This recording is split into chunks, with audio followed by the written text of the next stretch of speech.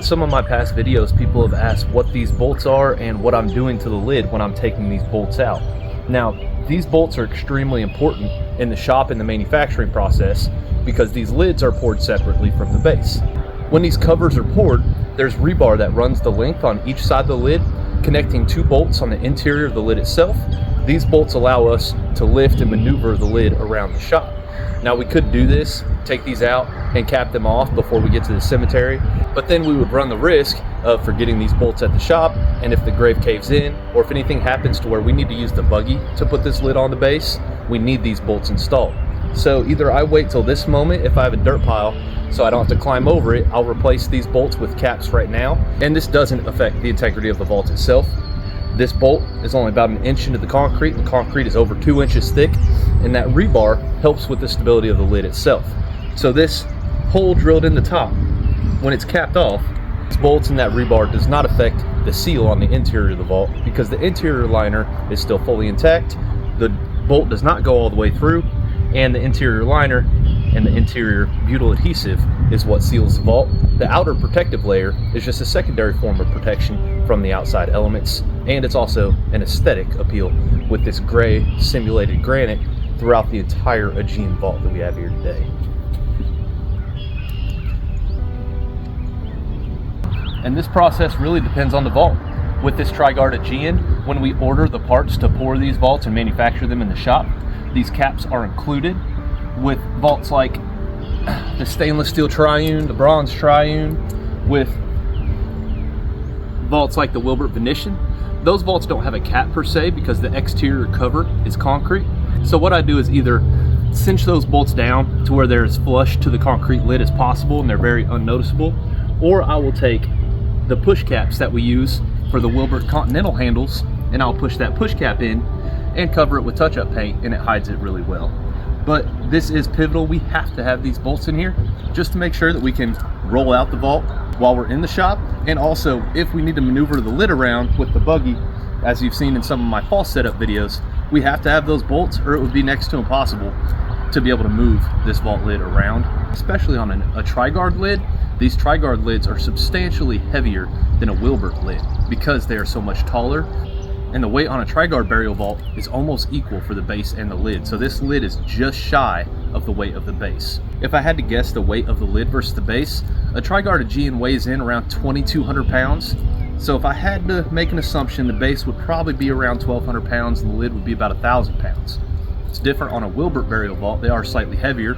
So a Wilbert vault is 2,600 pounds, give or take, depending on the model. And that lid would be around 1,000 pounds with the base being more 1,500 pounds. So there's a lot more of a weight differential on a Wilbert vault than a Trigard. Now, I've been a Wilbert guy for almost 10 years. We just started servicing Trigard burial vaults and manufacturing them, and they're a high quality vault as well. The only difference, the main difference that I can find between the two styles of vaults, the Wilberts are just slightly heavier, not that big of a difference, a couple hundred pounds give or take on the model.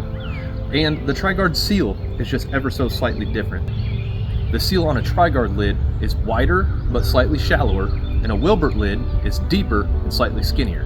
So I don't know, over the course of the years, these have a very similar warranty practice as Wilbert burial vaults do, and I don't have a strong opinion as to whether Wilbert or Trigard would be better. In my opinion, it's mostly aesthetics. So I would prefer this blue granite style of Aegean over a Wilbert gray tribute. I think this vault just aesthetically, with the ridges on the top and the concrete apex top, this vault just seems just a little bit more solid. But when it comes to the metals, I'm Wilbert all the way. The Trigard metals are absolutely gorgeous. I've done a couple bronzes, I haven't done a stainless yet. But the way that the Wilbert has a seamless interior of stainless that's manufactured that way versus the Trigard where the metal pieces are installed after the fact, I think the Wilbert metals, the bronzes, coppers, stainless steels, have a cleaner interior aspect to them. Even though the outside is still concrete, the Aegean bronze and the Aegean stainless are absolutely beautiful, but the interiors look a lot better on the Wilbert. So really, it's just aesthetics. Whatever you prefer the look of, I believe, is what would be your best option, because really I can't differentiate between the quality of them, because they both seal and they both have a great external housing and protective measures for the casket. So I don't have an opinion on which is better, it's just which one I like the look of more. That being said, if I had to choose between a Wilbert Monticello and a Trigard Estate, which are basically the same exact vault, it's a concrete vault, lined interior, single paint color on the exterior, I would choose the Trigard just because the base is lighter to crank up after the service is completed. That's the only factor I can think of.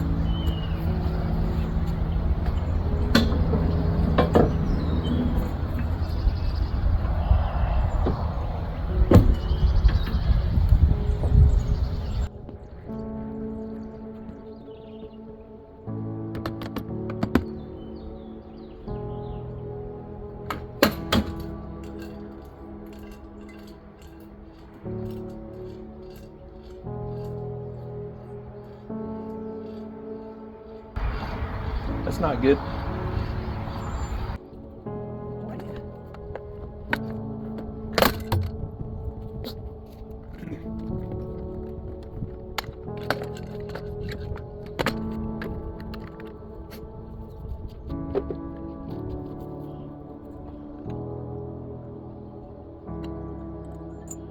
Well, it's not enough to just know how to use the equipment, but for somebody who's out every single day,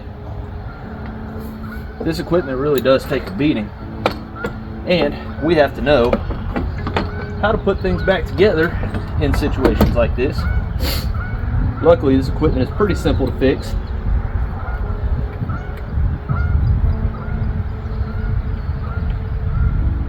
Over the weeks and months of driving hours in each direction, this equipment just gets jostled around in the truck. Bolts come loose, gearing comes undone, and things just need to be gone through from time to time.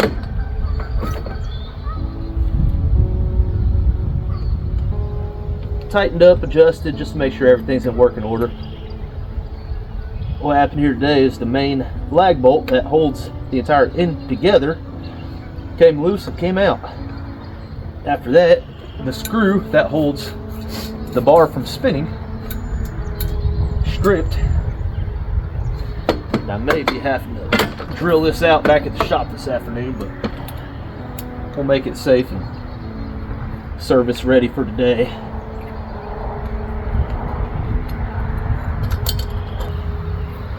And it never fails. Every winter my equipment gets beat up, whether it be from the rain and snow, from services where things just get tossed around by grave diggers trying to help out with the teardown process, and my stuff just needs to be taken apart, thoroughly cleaned, buffed, and polished.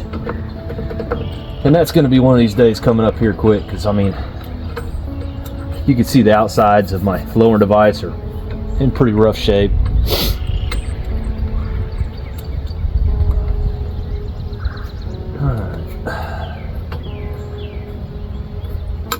Let's see if I got the right size wrench for that or not.